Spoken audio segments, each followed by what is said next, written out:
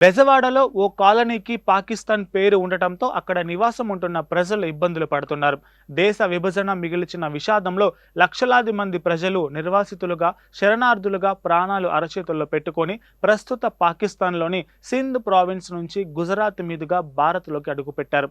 ఆస్తులు, ఇళ్ళు, పొలాలు అన్నిటికీ మించి మాతృభూమిని వదులుకొని కట్టు బట్టలతో వచ్చిన కుటుంబాలు ఆశ్రయం వెతుక్కుంటూ దేశమంతటా చెల్లా చెదురయ్యాయి.